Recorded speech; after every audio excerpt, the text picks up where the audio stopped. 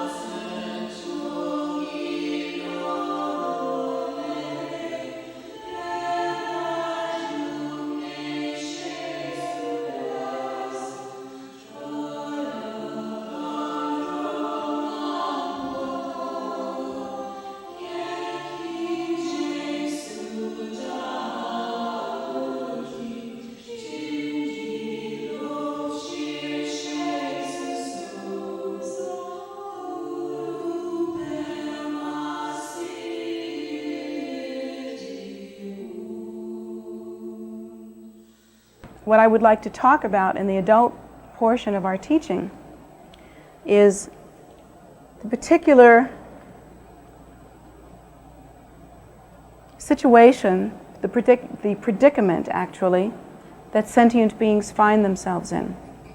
Sentient beings are in a situation that is something of a struggle, in that for sentient beings, often they have problems and not much understanding in the way of being able to solve their problems, in that they do not understand how their problems have arisen. They do not understand that they must apply an antidote, and often in their efforts to alleviate their own suffering, they perpetuate their problems. And so I'd like to explain something of the Buddhist idea as to how that actually comes about. The Buddhist idea as to how our suffering comes about may differ somewhat from what we ordinarily consider the sources and reasons of our problems. And certainly I would think that the Buddhist idea of how to solve the problem will differ from what we have been taught in our society. So I hope that you will listen patiently and really give it a shot, give it a chance, give it an opportunity to settle into your mind. So what I'll try to explain then is the format of the backbone of some Buddhist ideas. Now,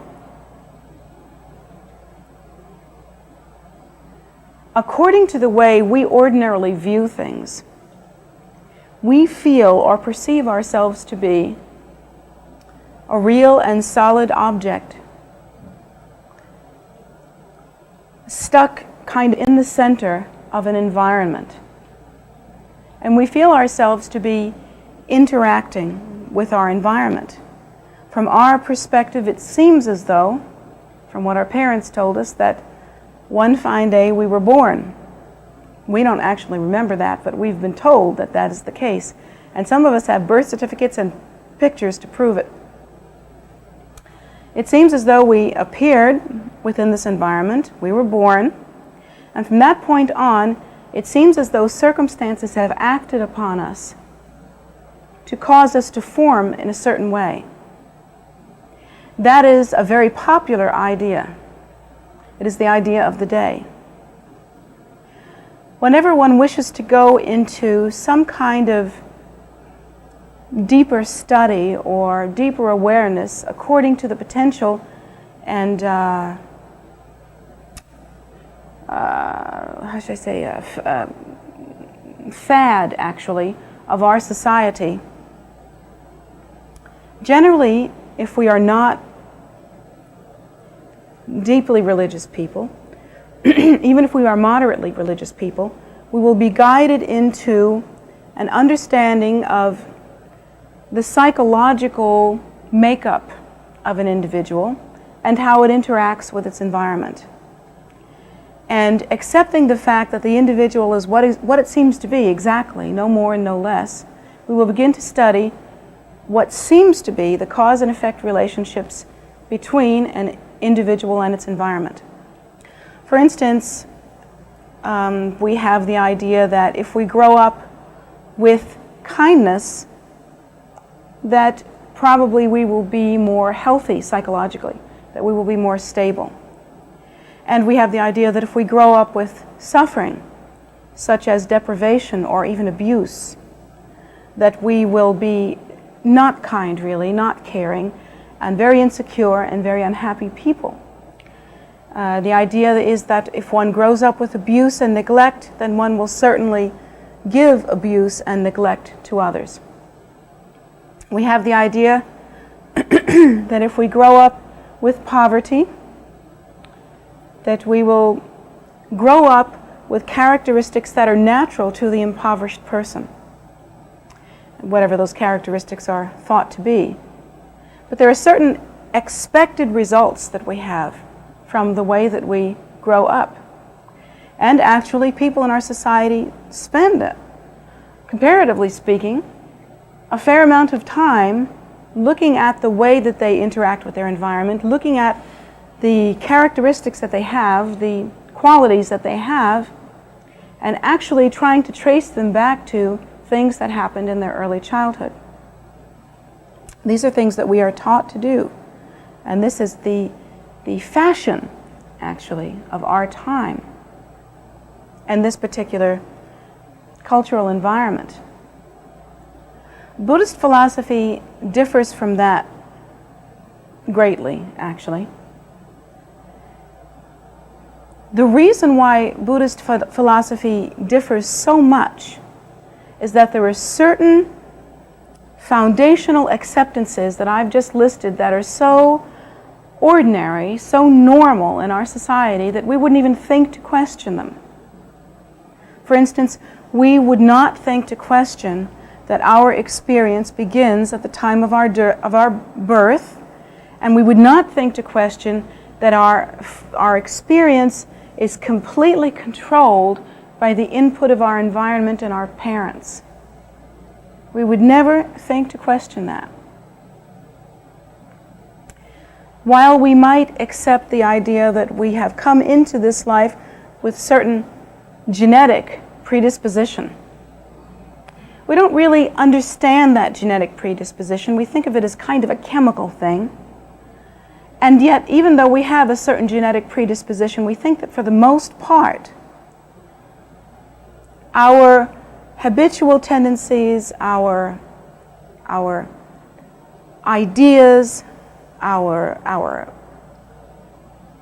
qualities have more to do with the way that we respond to the catalysts that are contained within our early life.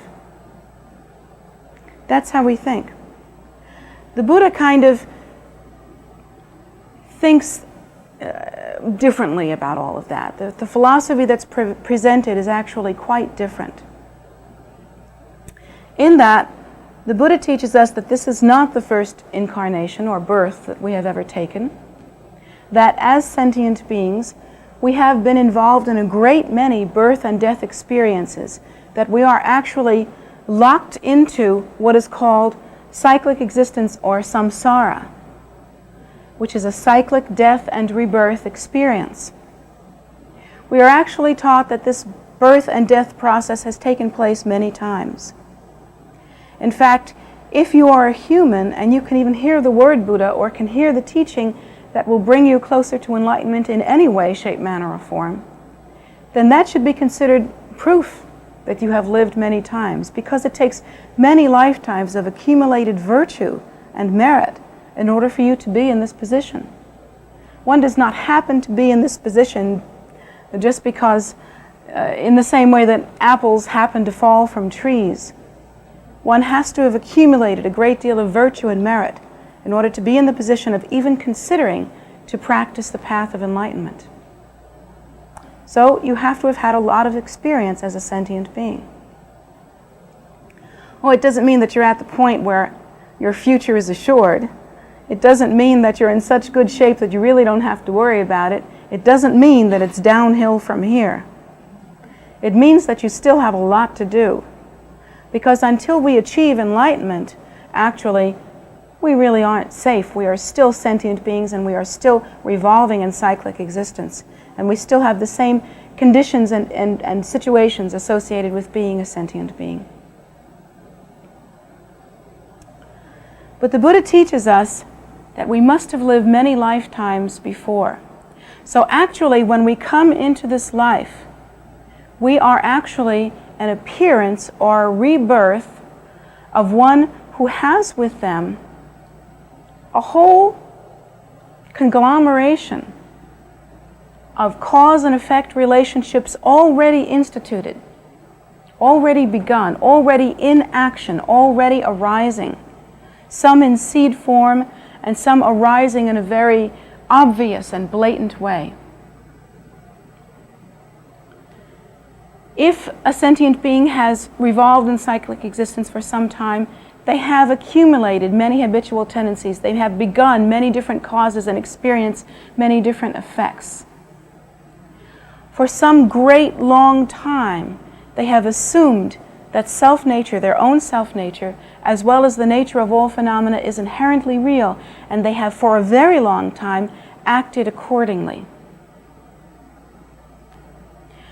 According to Buddhist philosophy, that continuation, that stream of continuing assumption can be called a mind stream. A continued push, a movement of dynamic occurrence, all of which is based on the assumption of self-nature as being inherently real and the constant need to hold to self-nature and to define it. So when we come into this life, although we are little drooling children, although we cannot understand very much, we will grow. And as we grow, what we will see is the display of those habitual tendencies, of that continuation, of that movement, of that which is called the mind stream.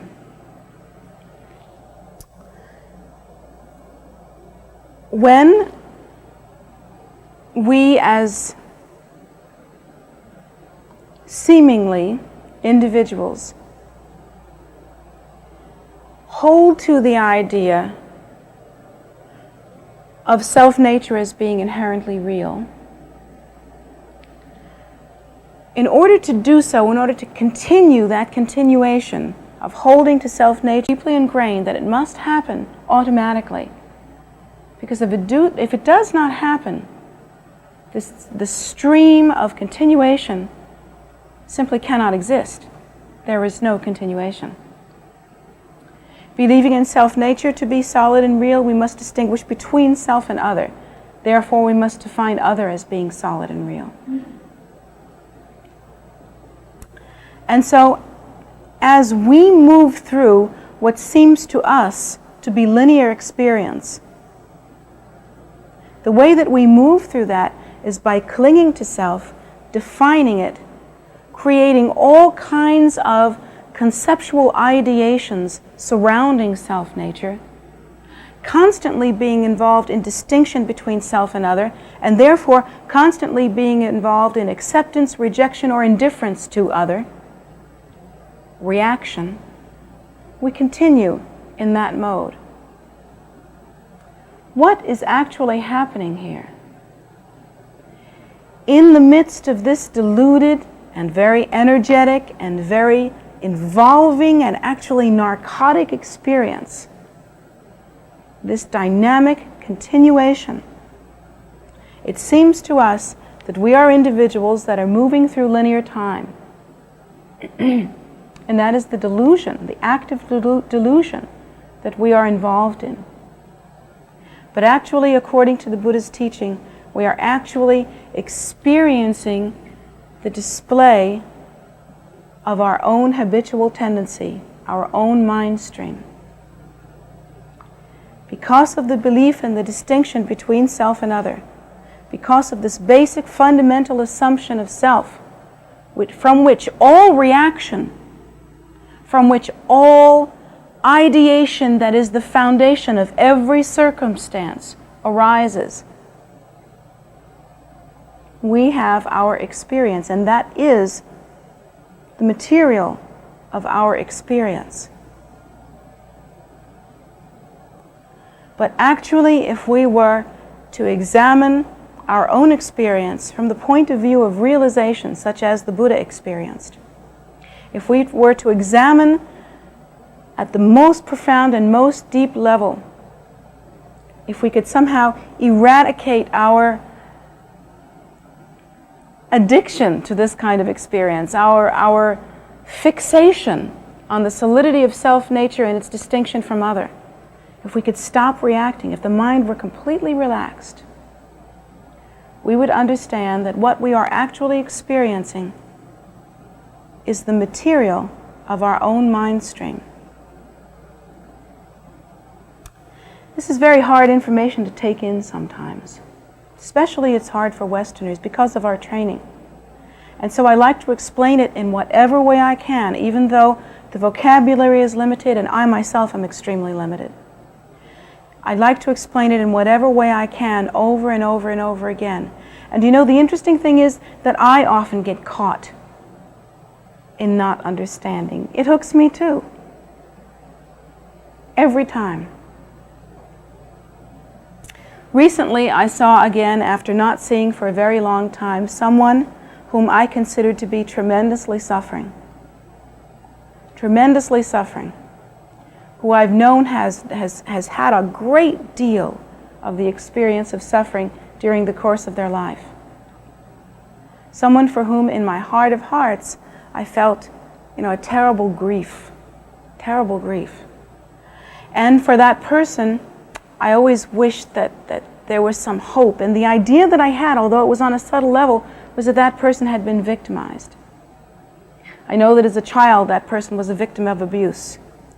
I know that many circumstances happened that made that person's life very, very difficult. And during the course of that person's adult life, there was tremendous obstacles to overcome, tremendous difficulty. And yet, I know the Buddha's teaching, and I know that the content of our mind stream is constantly being displayed as our lives. But caught in the trap of that idea that somehow we could suffer without cause, that somehow we were not victims, that somehow we were victims, that somehow circumstance could occur to us, and that we were somehow blameless and innocent. I fell prey to that idea. That's never the case. It is never the case. Each and every person that experiences difficulty does so because of cause and effect relationships that they themselves began at some point, perhaps a point that they do not remember. The Buddha teaches us that if we have suffered a great deal, if we do suffer a great deal from loneliness and the longing for love and approval and that kind of need, a strong need, that somewhere in the past, and this is hard to take in, we ourselves were not kind. We ourselves were not supportive of others. We were not generous and loving. Now it may actually be that in this lifetime we have made a real effort to be generous and loving and supporting to others. So you can't go by that.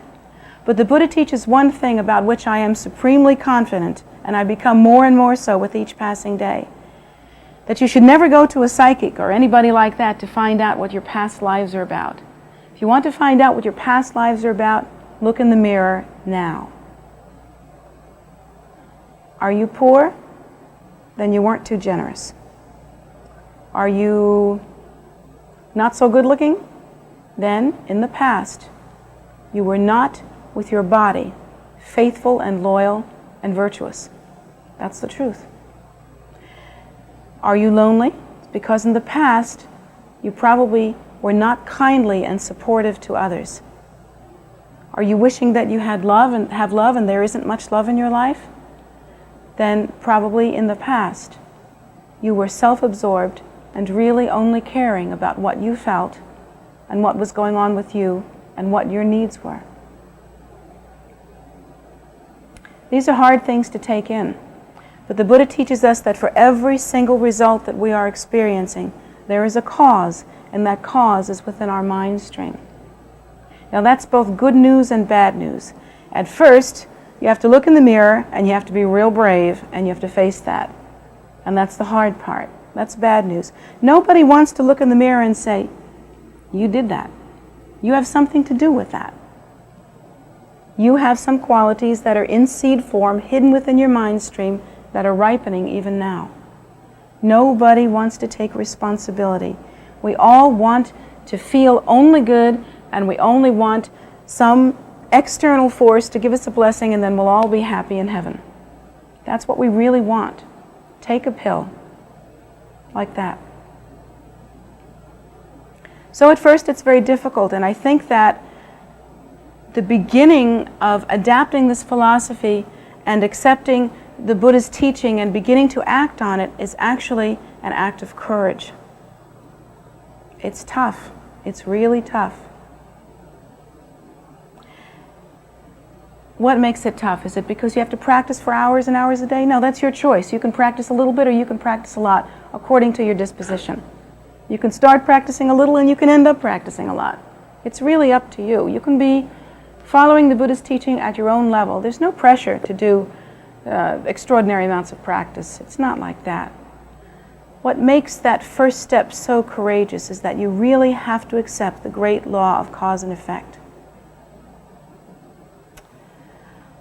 But the good news is that suddenly you have power. There is an antidote. Before, you were hopeless and helpless. If you looked at your life and there was no love in your life, you could only say, wow, poor me. There's nothing I can do about this. I'm really hopeless and I'm really helpless. What am I going to do? Nobody loves me. And then you can start whining about it. And of course that will never make you happy, and what is it going to do? Is it going to change anything? It will never change anything. It will only alienate others even more, because you will be continuing the root cause of selfishness and self-absorption. It will never produce any good results. And if you are to look into your life and you were to say, well, you know, I'm really not a happy person. I mean, I have many things. I have many physical things. I have a good house and a good car and all kinds of interesting things in my life, but I'm not happy. I don't seem to be happy. And it's just, you know, I'm a victim, and it's just some people are happy and I'm not, and I don't know why other people get all the breaks and why I don't get all the breaks. And you've heard the litany, haven't you? I don't need to repeat it again. I'm sure if you haven't said it recently, then you've said it in the past. And if you haven't said it in the past, then you have, but you've forgotten. But anyway, you can remember somebody else doing it. So I don't have to repeat the litany. But with understanding cause and effect relationships, you can look in the mirror and you can say, yes, up until this time, I have planted seeds that have brought bad fruit. But I have the opportunity to apply the antidote, and I can plant good seeds and reap good fruit.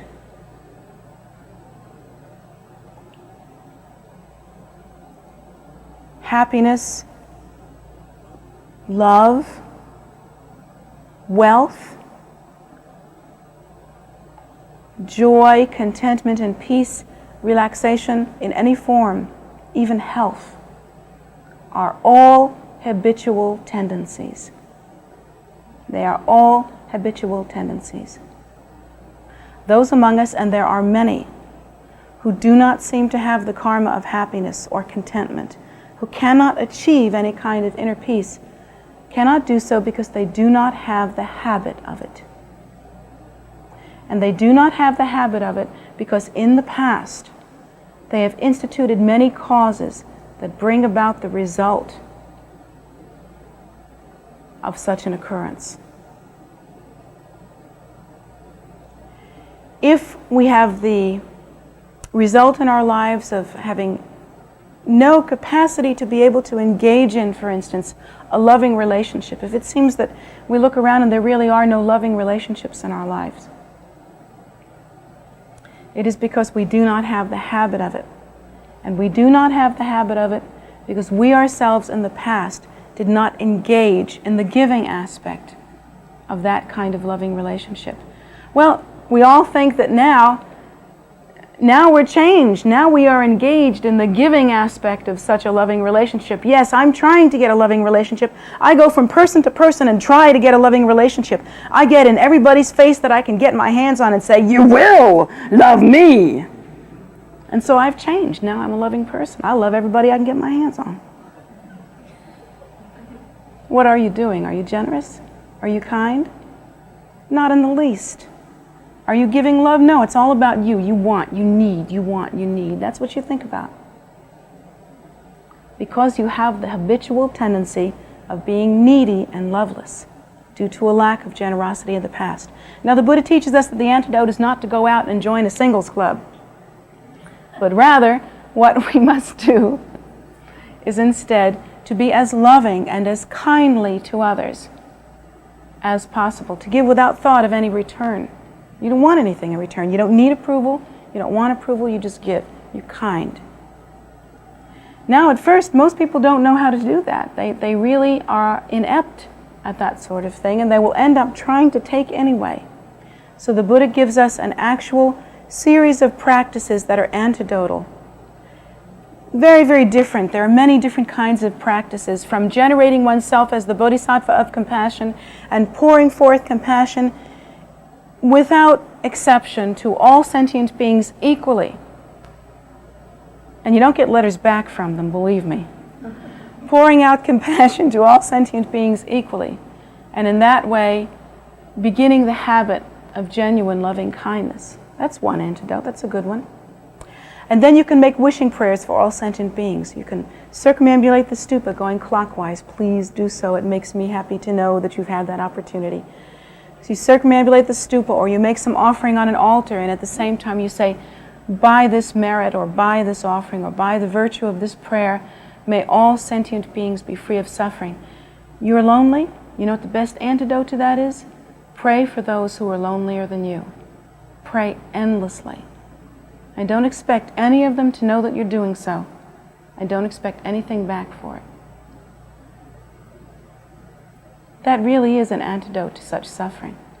And those that are the unhappiest are the ones that are most resistant to hearing that. But there actually is an answer. There actually is an antidote. And you can begin like that. Now, sentient beings have an interesting preoccupation, and that preoccupation is with self, is with perceiving its solidity, is with holding to it in a grasping and clinging way. And due to that preoccupation, we feel that we actually perceive all things in a dualistic fashion. That means that whatever is the content of our mind stream, we will actually see it flashed out there somewhere. And it will take the form of our lives. And to the degree that we believe ourselves to be solid and real and very, very kind of written in stone and unsurpassably solid, to that degree, our environment feels exactly the same. Now, I'm not suggesting that you walk out in front of a taxi and say, "Hey, you're not really here. See if you can run over me," because it will. Surely it will. You should practice a little more before you try something like that. Lots and lots of meditation, like maybe lots and lots of meditation. I'll give you the go when it's time to stand in front of a taxi. You notice I never stand in front of taxis. But anyway, what we have to begin to do now is on a very subtle level. We have to understand that all of our experience is the revelation or display of our own mind stream. And we have to begin with the very subtle characteristics. That's as hard to do, believe it or not, as walking in front of a taxi is. Maybe harder. You walk in front of a taxi, boom, it's over. You start to be a Buddhist and you look at your life and you realize that this is the content of your mind stream and your suffering has just begun. because our lives are tough. And this is very hard to realize.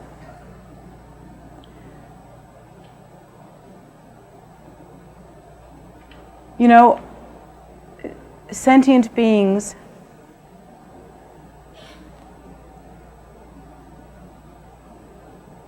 all of them are fantastic creatures, every one, from human beings to cockroaches, to non-physical beings, the ones that we can see and the ones that we can't see. We are fantastic creatures. Our innate nature is the Buddha nature.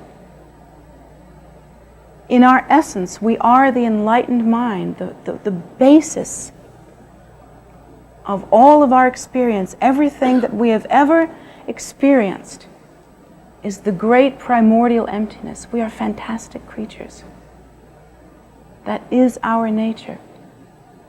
In our teaching, it says over and over again, in our nature, we are the all-pervasive foundational bodhicitta, the all-pervasive compassion. We are the very Lord in our nature.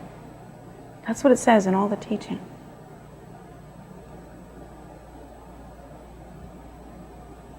But we are so deeply caught up in the habit of self-absorption, so deeply and compulsively caught up in the belief in solidity of self,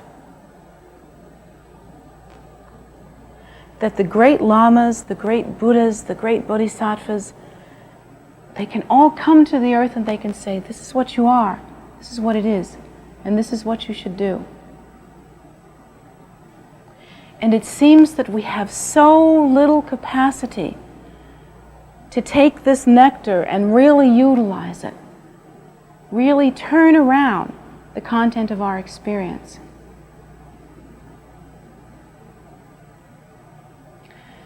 How many times have lamas said to us, this is the great truth, this is the great meditation, this is the nature, this is our nature, and this is the method by which we can accomplish the awakening to that nature, and how little has been our regard for that nourishment. It's as though nectar were being poured down from the skies, and we have tiny, tiny, tiny little mouths, unable to open, and great big stomachs full of hunger pain. We can't seem to pick it up.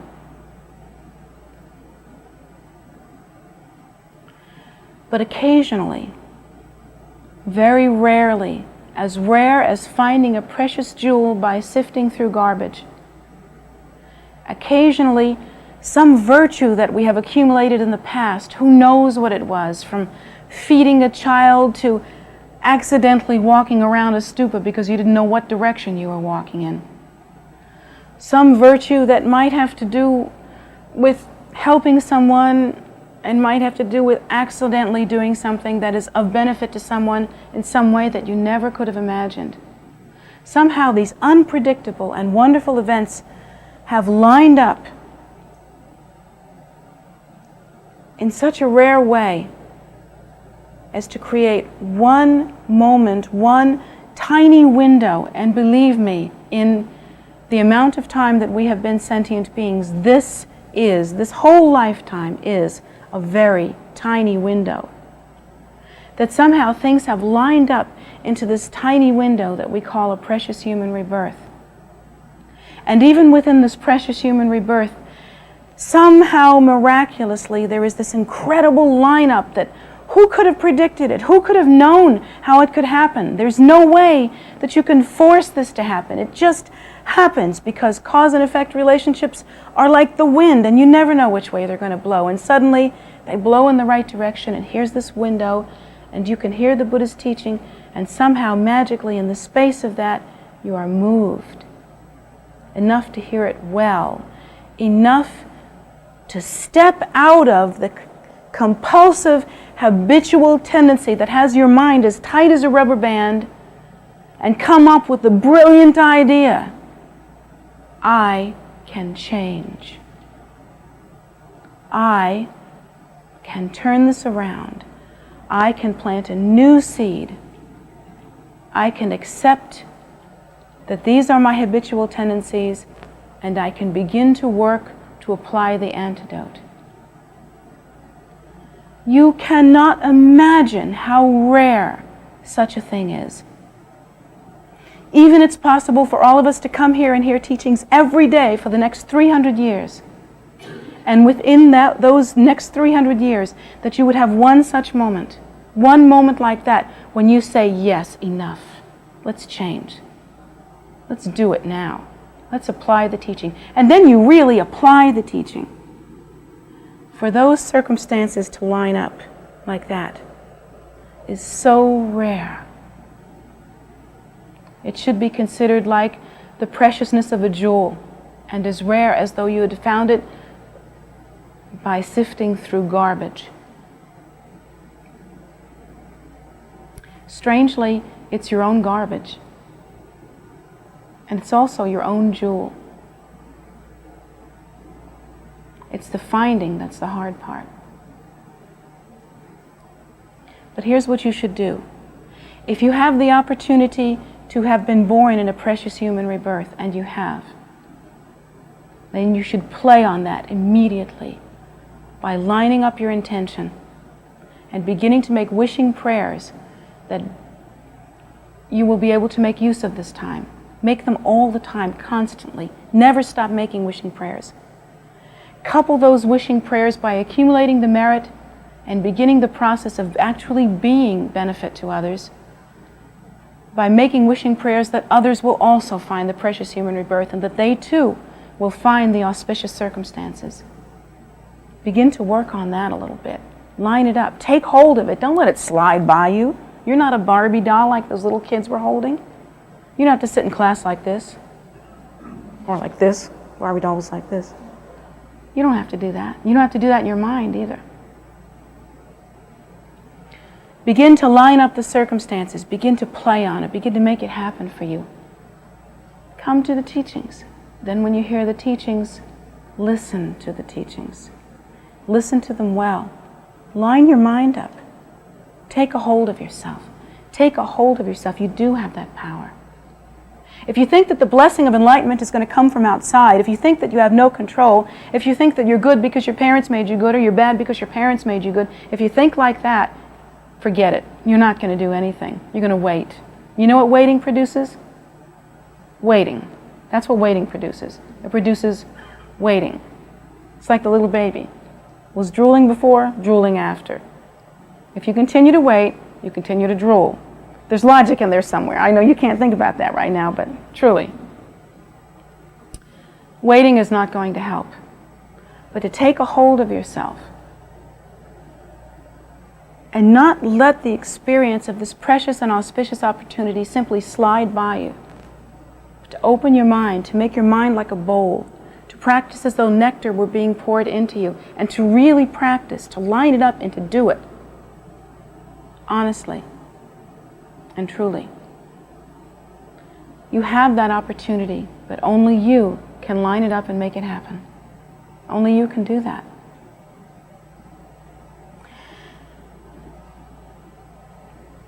The next piece of information that you really have to take in is that not only are you responsible for being where you are now, and not only are you responsible for what's going to happen next, but you don't have much time.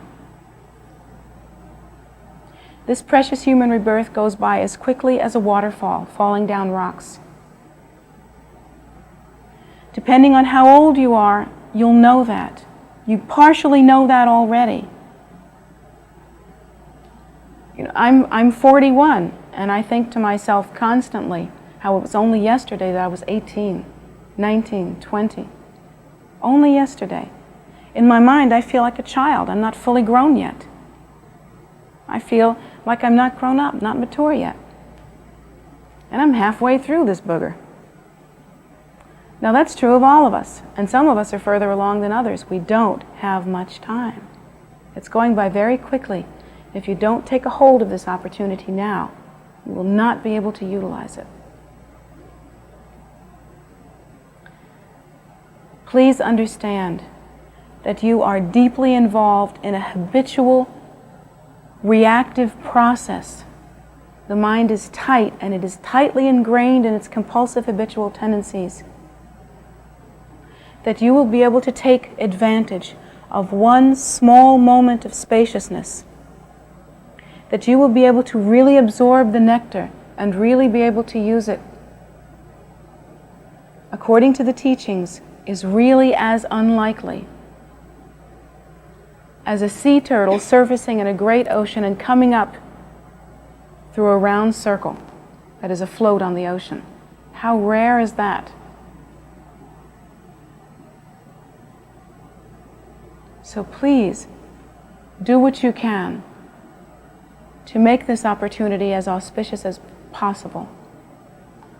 Please accept the fact that even though you're hearing the teachings and you're hearing them as well as you can, you're only hearing a little bit of them.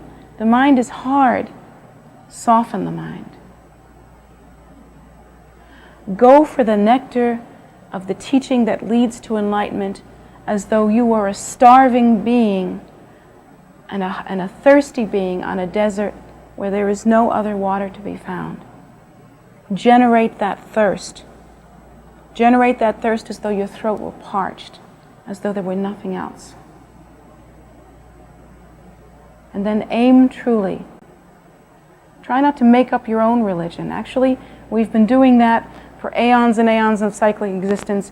We have been making up the religion of self. This is the religion of ego.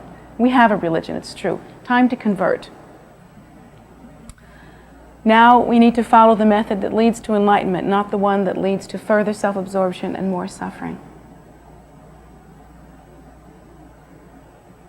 Remember that all the experiences that you have had are phenomena, that they are direct displays of your own habitual tendency, and therefore as meaningless, really. That the meaningful truth about you is the most glorious truth and the one that you keep forgetting. In your nature, you are the Buddha. And it is possible to awaken to that, and therefore to be free from cyclic death and rebirth and from samsaric suffering. It is possible, but it will not happen without great effort, and it will not happen if you don't begin now. So please do utilize the opportunity, do utilize the teaching. If you go away from this and you change in some way, and of course the idea is to change. If you didn't want to change, you probably wouldn't be here. If you go away from this and change in some way, change sufficiently to where the mind becomes more relaxed, the heart becomes more receptive. If these things begin to happen and you actually begin to practice, begin to make wishing prayers, begin to make kindness the cornerstone, the backbone of your incarnation, of your life, then this day has been worth something. But if you just wanted to sample the wares here, your mind probably is like a bowl turned over, and the nectar, once again, has escaped you. Please take a hold of yourself. Please utilize this precious human rebirth. Please understand the nature of cyclic existence and its faults. And please understand the beautiful and bountiful feast that awaits you upon awakening. So thank you very much for coming here today. I very much appreciate your presence, and I hope that the teaching in some small way has been beneficial to you.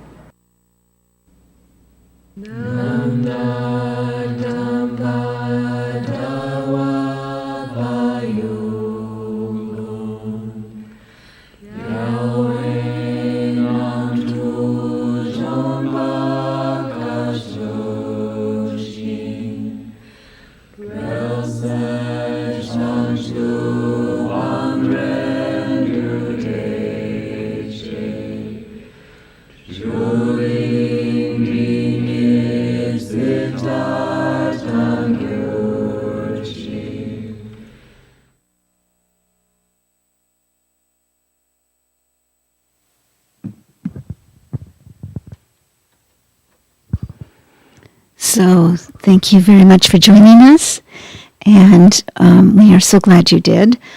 Jetsunma's teachings are we keep them archived on YouTube so that afterwards you can watch it later, and there's so many up there, and from even so long ago, they seem so relevant now. We replay these teachings on Sunday mornings at 11, as you just watched, and also on Wednesday evenings at 7:30. In addition, we've got Jetsunma's daughter and heart student, Atira Zioli, teaches every second and fourth Sunday on YouTube at 5 p.m. She teaches live, and her style is more modern but very similar to her mother. So it's a delightful and refreshing and very interesting take on reality and how the Buddha's teachings fit into it. So you might find that very enjoyable and helpful. I know I do. She helps me join in that generation. So that's one of the other offerings. In addition, we have meditation Saturday and Sunday mornings on the weekends at 10 a.m., and that's also on YouTube. Facebook Live, we have in the evenings, every evening at 7, we have Medicine Buddha practice, and then during every day we have a soak offering at various times. Usually during the week it's around 5:30, and on the weekends it's closer to noon or 1, and Saturdays at noon, Sunday at 1. Join us if you like. It's on our Zoom channel, and you can find that if you go to the tara.org, our homepage, go to the events and drop down to the calendar.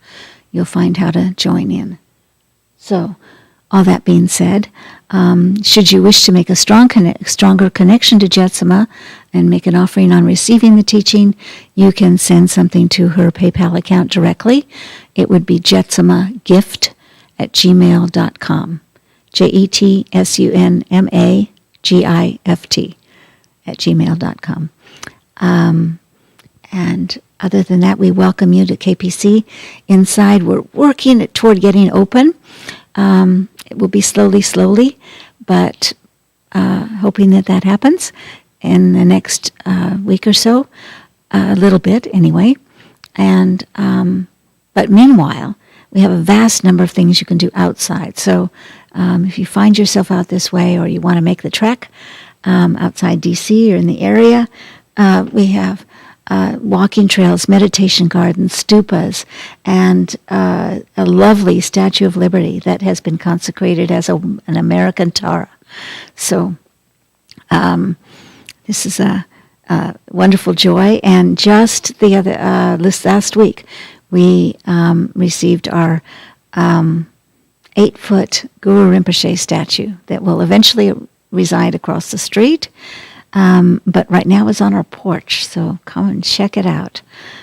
He is alive from what it feels like, so make your own decisions, but just come and enjoy. It's another addition to what is a peaceful and deeply spiritual place. So we welcome you always. And thank you very much. We hope to see you soon.